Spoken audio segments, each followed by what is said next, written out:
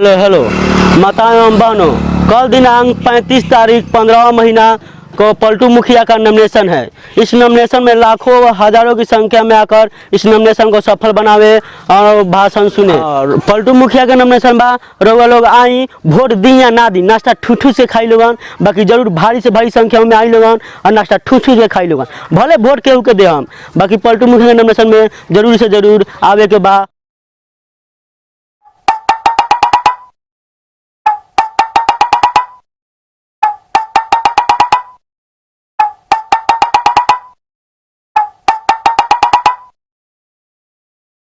हाँ, माता और बहनों, भाई और बंधुओं, चाचा और चाचियों, रउआ लोगन से ये नहीं हो रहा बा कि आज पलटू मुखिया के आज नॉमिनेशन रलक ह, जेकर सूचना हम काले रउआ लोगन के दे दिले रही। आज भी गांव में घूम घूम के हम सारा हम खबर दिवा दिले बानी कि रउआ लोगन नॉमिनेशन में आई। यहाँ स्कूल पर यहाँ सब कुछ के व्यवस्था बा, नाश्ता पानी के सब के व्यवस्था बा। रउआ लोगन आई और खाई और घरों में कुछ लेके जाई, जेकर की रउआ लोगन लाभ उठाई और बहुत से बहुत मतों से मुखिया जी के विजयी बनाई। अब कुछ ही देर में, कुछ ही क्षण में बस मुखिया जी के नॉमिनेशन हो चुकल बा। मुखिया जी बस तुरंत अभी वहीं बड़ा बानी है वहीं।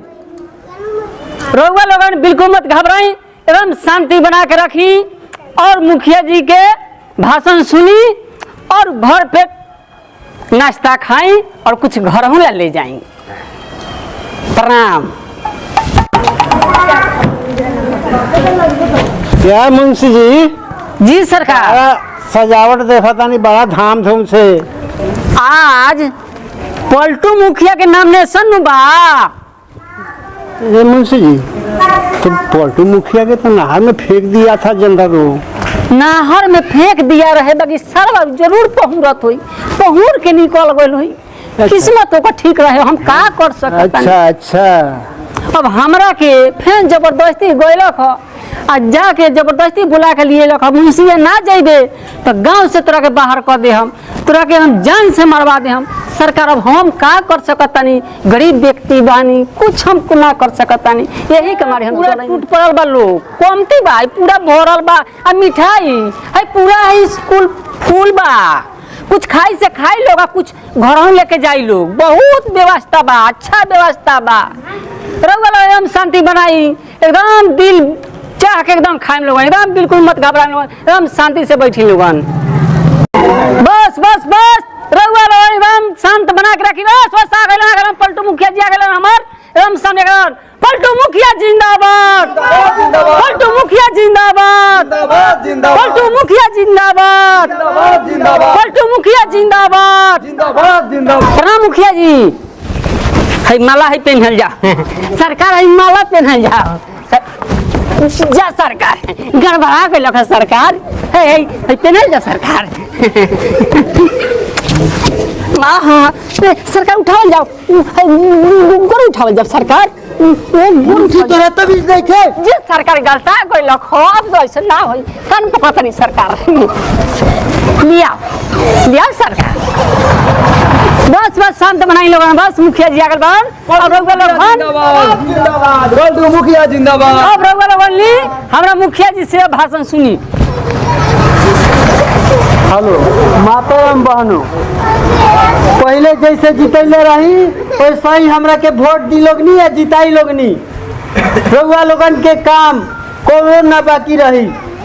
इंदिरा आवास सब घर घर में मिली, जेकरा चापाकल नहीं खे ओकरा चापाकल मिली। हाँ हाँ, इंदिरा आवास जौन लिखाइल बा उ गाँव ना जाई। मुखिया जी के एकदम जवान के एकदम पक्का बानी। जौन इंदिरा आवास मिल गए, लिखा गल बा जौन डायरी में जरूर मिली। जौन हम वादा कैले बानी, चाली वाला पुल बा। जी जी जी जी सरकार, वहाँ मने पुल बनी। हाँ हाँ हाँ हाँ हाँ, पुल बनी एकदम। रउआ लोग एकदम निपटा के सेवा होई। रुआ लोगन वोट दी लोगनी, पलटू मुखिया के जिताई लोगनी, अब तब देखी काम को के हम कितना देखावतानी। सब काम खाता बही में हो जाई, रियल में देख ले हम लोगन। ये में कौन दुमत के बात नहीं की जी सरकार। हमनी के तो नॉमिनेशन हो गए जी सरकार। पूरा पब्लिक से ये नॉर्म निवेदन जी जी ये से ये नहीं हो रहा बा जी मुखिया जी कहत नहीं ये हमारा तरफ से एकदम नहीं हो रहा बा सरकार जी कहल जा कहल डर नाश्ता। अच्छा अच्छा सरकार तो बउआ शांति बनाइए बउआ सा बैठा लगन बैठा भर पेट खाइए लगन कुछ घरे ले जाइए लगन मुखिया जी पूरा फुल करा देले बानी है पूरा हाउस फुल। हां एकदम पूरा फुल बा है एकदम रउआ के नाश्ता में भाई करावता नहीं मुखिया जी सरकार हम जात नहीं हम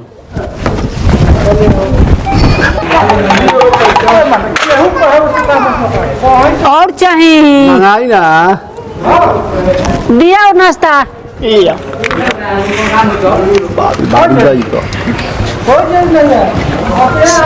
लागता कि सरवा ये में नॉमिनेशन में सरवा तही क्या पूरा दलिद्री आगल बका दम हे भगवान।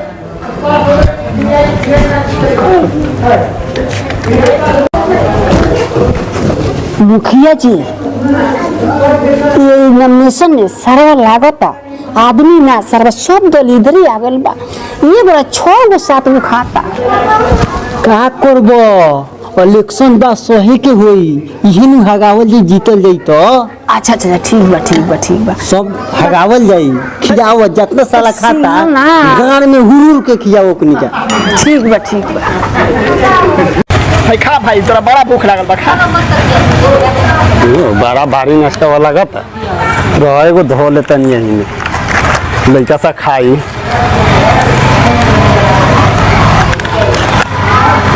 ओ क्या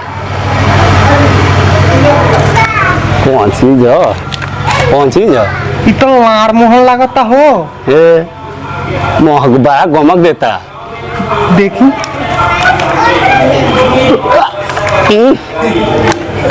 भाई अमन से जी है आवल जाओ भाई कौन चीज है बा देखी ना कौन चीज बा पता का देखी ना सब में तो मिठाई पे भर रखा है तो मिठाई संगे देखला जाओ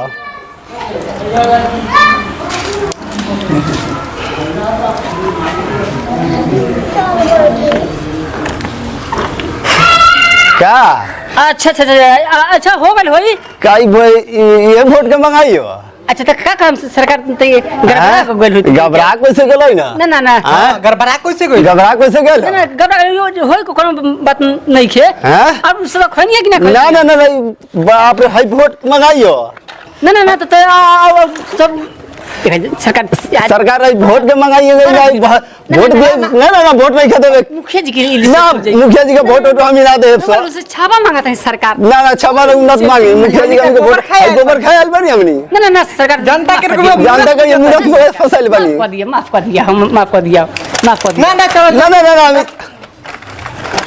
छोड़ दिया सरकार। वे लोग देखी हई पलटू मुखिया के मिठाई बिटाई हई देखी हई कथी बा हई पलटू मुखिया के खियावल ले तई खई हन आगे लन वोट ला के इनका के वोट दी हमनी का बुर्बक बनी की गोबर खाया ना खाल जाई चली महाराज चली भागी।